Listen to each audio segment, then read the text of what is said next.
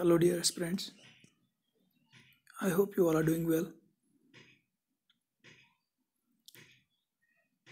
ये हमारा लेक्चर 2 है on MCQs of computer science, especially for Panchayat account assistant posts, which are recently advertised by SSB. इससे पहले हमने एक पार्ट में कुछ ऑब्जेक्टिव्स डिस्कस किए, साथ साथ उनको हम एक्सप्लेन भी करते हैं ताकि आपको जो ये MCQs है ये याद रहे। तो आज हमने कुछ 20 ऑब्जेक्टिव्स लाए हैं with explanation. These are the expected objectives for the account assistant post as the computer part is concerned.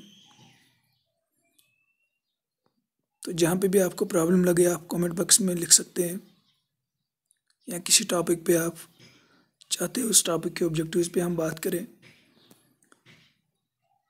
तो आप कमेंट बॉक्स में आप लिख सकते हो। तो चलिए आपका टाइम वेस्ट किए बगैर शुरू करते हैं। पहला ऑब्जेक्टिव मोस्टली आप सबको पता होगा, who is the father of computer.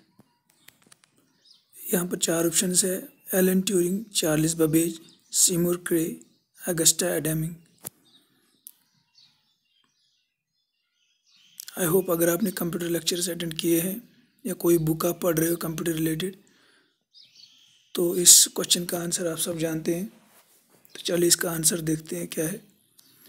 Charles Babbage. Charles Babbage is the father of computer. यहाँ पर मैंने इसी के रिलेटेड और एक ऑब्जेक्टिव रखा है। दूसरा ऑब्जेक्टिव है वो who is the father of computer science. पहला वाला ऑब्जेक्टिव हमारा था who is the father of computer.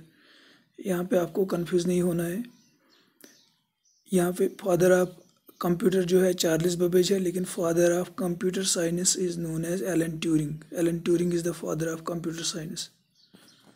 ये आपको याद रखना है। You have to remember this, don't get confuse with this.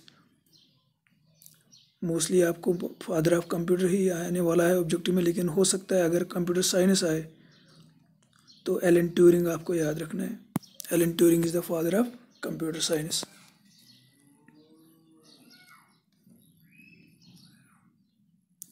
A CPU contains, CPU stands for Central Processing Unit. It contains, इसमें कौन कौन सा पार्ट होता है? A card reader and a printing device, an analytical engine and a control unit, a control unit and an arithmetic logic unit, an arithmetic logic unit and a card reader. I hope आपने कोई answer guess किया होगा अब तक। इसका सही answer हम देखते हैं, करेक्ट ऑप्शन कौन सा है। इसका सी पार्ट जो है ये करेक्ट आंसर है इसका। Control unit and an arithmetic logic unit, ये आपको याद रखना है। जो CPU होता है वो उसमें कंट्रोल यूनिट होता है और ALU होता है, ALU arithmetic logic unit. Control unit और एक यूनिट इसमें होता है मेमोरी यूनिट, MU। कभी ये भी क्वेश्चन आ सकता है, अर्थमेटिक लॉजिक यूनिट ALU, इसका शॉर्ट फॉर्म दिया होगा, आपको फुल फॉर्म बताना होगा। यहाँ पार्ट्स ऑफ CPU, उसमें और एक आता है MU मेमोरी यूनिट, ये आपको याद रखना है। तो सी पार्ट यहाँ पर करेक्ट आंसर है। CPU में कंट्रोल यूनिट होता है और ALU होता है arithmetic logic unit.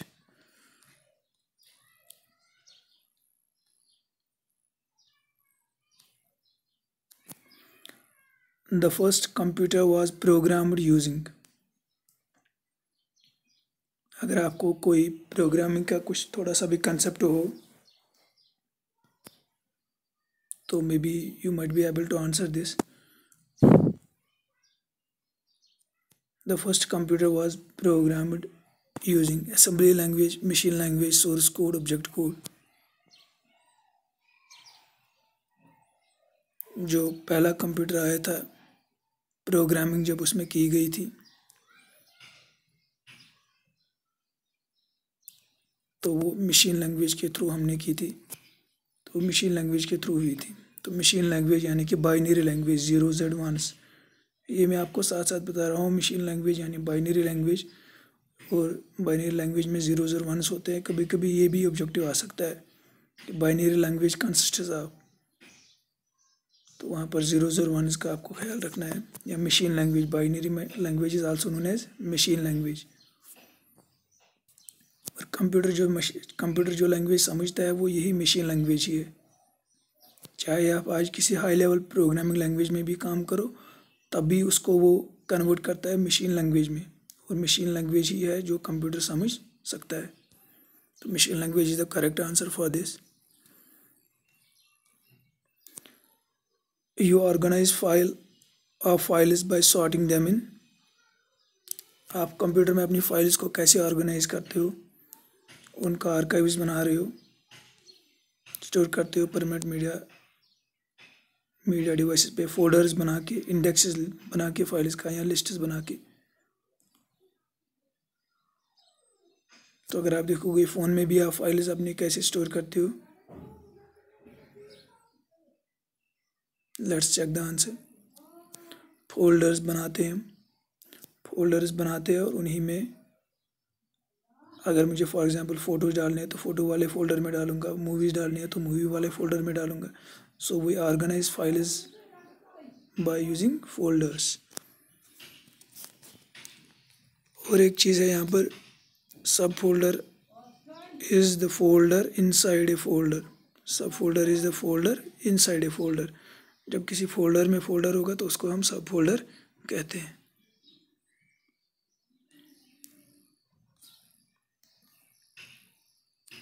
Which device is required for internet connection. Internet connection के लिए आपके पास कौन सा डिवाइस होना चाहिए? अगर आप सिस्टम पे इंटरनेट चलाओगे या मोबाइल पे इंटरनेट चलाओगे तो आपके पास कौन सा डिवाइस ज़रूरी होना चाहिए? Joystick, modem, CD drive, NIC card. यहाँ पे मिसस्पेल हुआ है कुछ, NIC कार्ड है ये, option number D.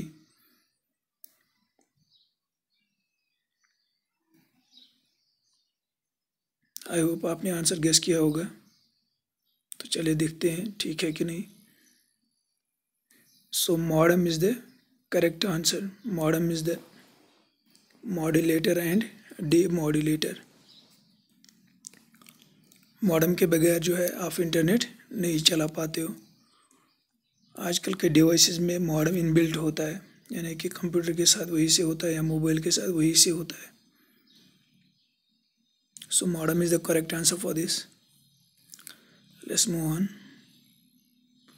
CD-ROM stands for, CD stands for or ROM stands for, CD-ROM stands for compactable read-only memory, compact data read-only memory, compactable disk read-only memory, compact disk read-only memory. Objective ये भी आ सकता है, CD stands for और ROM stands for। आपको दोनों पता होना चाहिए। तो चलिए आंसर देखते हैं इसका। Compact disc read only memory. तो CD रीड ऑनली मेमोरी होती है compact disc read only memory. Next objective जो हमारा है, VGA इज, और VGA stands for video graphic array, visual graphic array, volatile graphic array, video graphics adapter.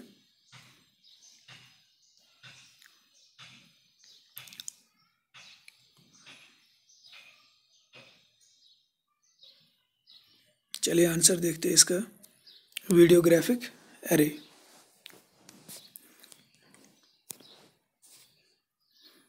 Video graphic array, अगर आपने VGA cable देखी होगी जो CPU को मॉनिटर के साथ कनेक्ट करती है, तो उसी को हम VGA केबल भी बोलते हैं, जो CPU को मॉनिटर के साथ कनेक्ट करता है।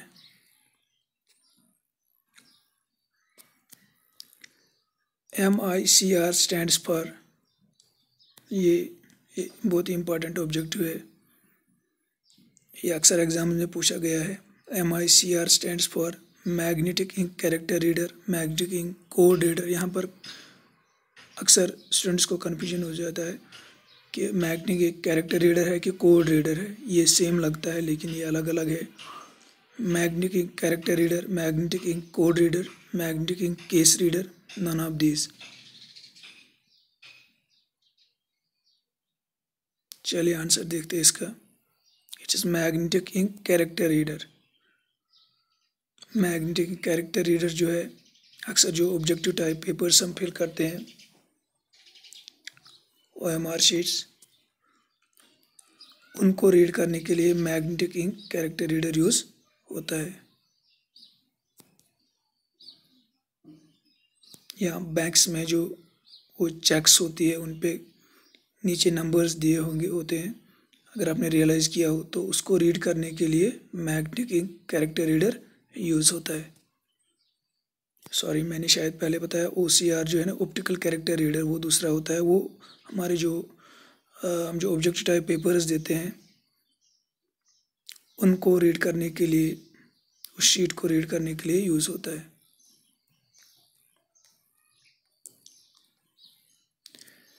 CAD stands for Computer Aided Design, Computer Algorithm for Design, Computer Application in Design, Computer Analog Design.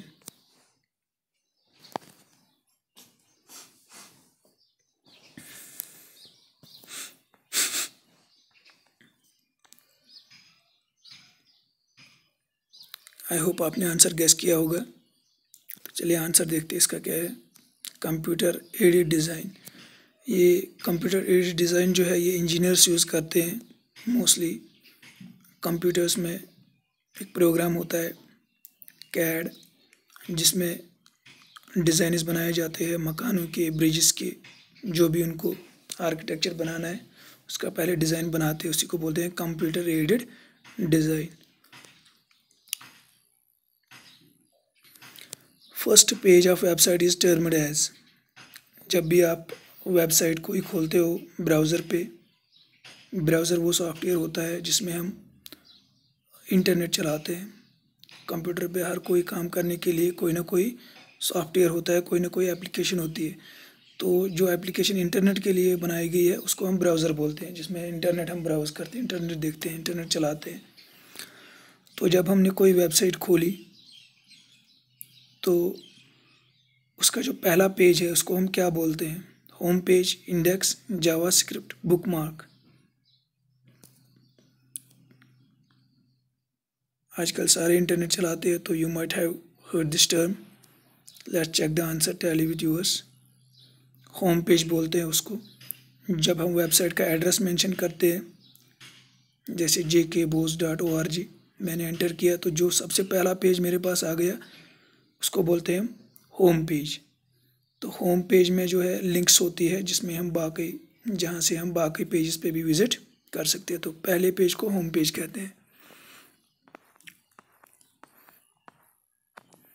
Which of the following is not an antivirus. इनमें से कौन एंटीवायरस नहीं है? तो आपको जो है लेटेस्ट एंटीवायरस और वायरसेस के नाम आपको मालूम होने चाहिए कि वायरस के टाइप्स बहुत सारे होते हैं, एंटीवायरस भी बहुत बनाए गए हैं, तो उनके आपको नाम याद होने चाहिए। जैसे यहाँ पर है NAV है, एप्रोट है, AVG है, ओरेकल है। इनमें से आपको बताना है कौन सा एंटीवायरस नहीं है। तो चलिए आंसर देखते हैं इसका। ओरेकल जो है, ओरेकल एंटीवायरस नहीं है। बाकी जो ऊपर के 3 ऑप्शन है वो एंटीवायरस है, और भी बहुत से एंटीवायरस है, वो आप गूगल पे सर्च करके देख सकते हो। तो ओरेकल जो है ये एंटीवायरस नहीं है। Which of the following is storage device. इनमें से कौन सा स्टोरेज डिवाइस है? Tab, hard disk, floppy disk, जहाँ पर हम डेटा स्टोर करते हैं। Without wasting time let's check the answer. All of the above. तो ये सारे जो है टैब, हार्ड डिस्क और फ्लॉपी डिस्क, ये तीनों जो है ये स्टोरेज डिवाइसेस है। इनमें हम डेटा स्टोर करते हैं। ओबियसली जो पहला वाला है ये मैग्नेटिक टैब है, हार्ड डिस्क, फ्लॉपी तो आपको पता ही होगा। Let's move on. Which of the following is an input device, इनमें से कौन इनपुट डिवाइस है? You must know the input device. Input device जो जो कंप्यूटर में होते हैं वो आपको याद होने चाहिए। इनमें भी ज़रूरी कोई ना कोई ऑब्जेक्टिव एग्ज़ाम में आता है।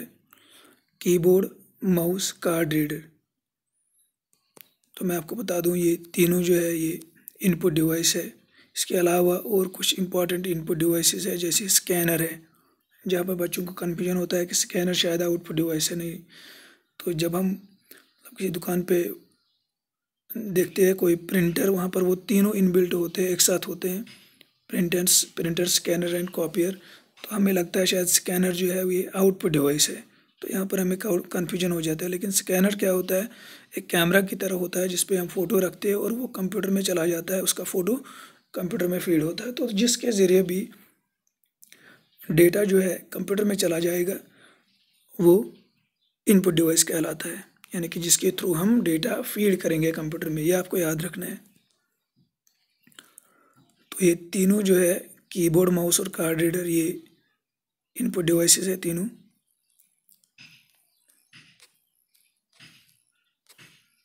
Our 15th objective is which of the following is an output device? Screen, printer, speaker.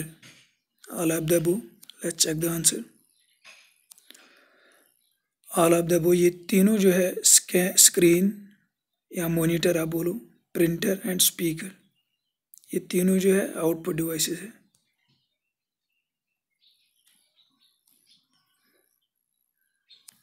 Which of the following is not a computer language? Computer language is one which is used to make computer programs. ये आपको याद रखना है। Computer language हम बोलते हैं जिसमें हम प्रोग्रामिंग करके सॉफ्टवेयर बनाते हैं, कंप्यूटर के लिए प्रोग्राम्स बनाते हैं, सॉफ्टवेयर्स बनाते हैं। तो यहाँ पर ऑप्शन है Excel, MS Excel, BASIC, COBOL and C++।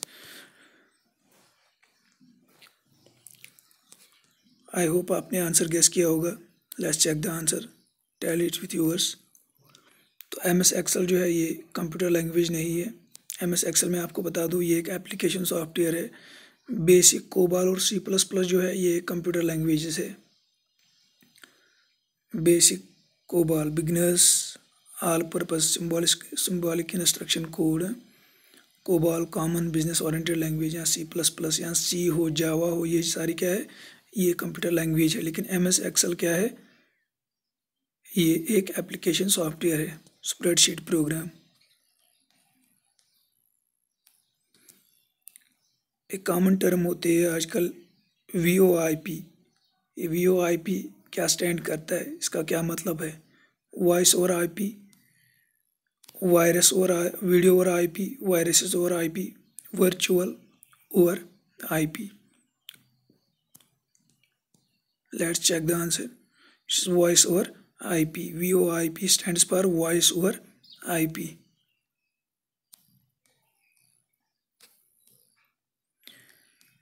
So the 18th objective is PARM. PARM is an example of microcomputer, supercomputer, mini computer, both B and C.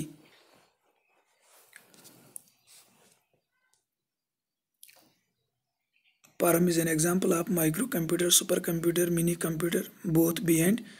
PARM एक टाइप का कंप्यूटर है, किस टाइप का है ये आपको बताना है।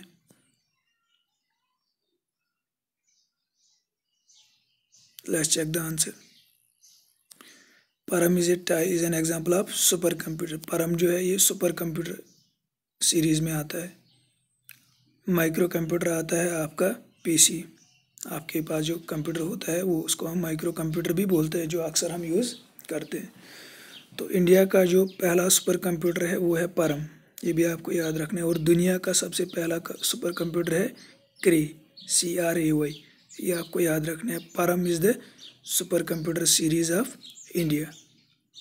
परम मीन्स, ये हिंदी वर्ड है परम, यानी कि सुपरमैन, सुपर शक्तिशाली, ऐसे कुछ। तो परम is the super computer of India, ये आपको याद रखना है। IP stands for internet protocol, information protocol, internet practices, none of these. Sorry IP क्या स्टैंड करता है, तो mostly you might have heard this before. तो चलिए आंसर देखते हैं इसका। इंटरनेट प्रोटोकॉल, आईपी कंप्यूटर की दुनिया में इंटरनेट प्रोटोकॉल स्टैंड करता है। तो कंप्यूटर रिलेटेड कुछ और टर्मिनोलॉजीज भी है जो मैं आगे के लेक्चर्स में आपको प्रोवाइड करूँगा, जो एग्जामिनेशन व्यू में बहुत ही इम्पोर्टेंट है, वो एग्ज़ाम में पूछे गए हैं। तो भी मैं इसमें डालने वाला था वो तो, लेकिन वीडियो बहुत लेंथी हो जाएगा, तो नेक्स्ट वीडियो पार्ट 3 में हम वो डालेंगे। और MS वर्ड, MS एक्सेल और पावर पॉइंट के जो मोस्ट एक्सपेक्टेड ऑब्जेक्टिव्स होते हैं SSB, SSC या स्टेट लेवल एग्ज़ाम, किसी भी स्टेट लेवल एग्ज़ाम के लिए, वो मैं कोशिश करूँगा थर्ड लेक्चर में टच करने का। तो आईपी जो है, आईपी स्टैंड करता है इंटरनेट प्रोटोकॉल को।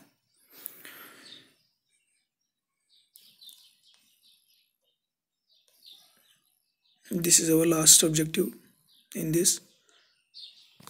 तो मेरी आप लोगों से रिक्वेस्ट है कि अगर आप लोग हमारे चैनल पे नए हैं तो इस चैनल यानी IT and IT's vocational education, इसको सब्सक्राइब कीजिए और बेल आइकन प्रेस कीजिए। इससे क्या होता है कि आपको जो भी हम वीडियो नए अपलोड करते हैं वो सबसे पहले आपको मिल जाते हैं, टाइम पे मिल जाते हैं। तो नोटिफिकेशन आपको मिल जाती है जब भी हम कोई नया वीडियो अपलोड करते हैं। तो अगर वीडियो पसंद आए तो वीडियो को लाइक और शेयर ज़रूर कीजिएगा। तो चलिए शुरू, 20वां ऑब्जेक्टिव हम देख लेते हैं। In MS Word 2007 file is saved as. ये बहुत बार पूछा गया है ये ऑब्जेक्टिव, और ये मुख्तलिफ अंदाज़ों में पूछा जाता है। It can be like in MS word file extension is, in MS Excel file extension is, it can be like this, in MS Word 2007 file is saved as। File किस एक्सटेंशन में save होती है? जहाँ पर भी ये dot कुछ आ जाता है तो इसका मतलब होता है एक्सटेंशन, यानी कि जो फाइल के नाम के बाद लग जाता है। जैसे आप MP3 देखते हो, .mp3, .mp4, ये सारा क्या होता है? एक्सटेंशन होता है। तो जो MS Word 2007 की फ़ाइल जो है ये .docx में सेव होती है। जो वर्ड 2003 और इससे पहले की जो MS वर्ड के वर्जन्स थे उनमें .doc के नाम पे जो है वर्ड की फ़ाइल सेव होती थी, लेकिन वर्ड 2007 में या 2010 या 2000 जो भी लेटर वर्जन्स है उनमें .docx के एक्सटेंशन से ये सेव होते हैं। आई होप आपको ये वीडियो लेक्चर बहुत इन्फॉर्मेटिव लगा होगा। Thank you and stay blessed.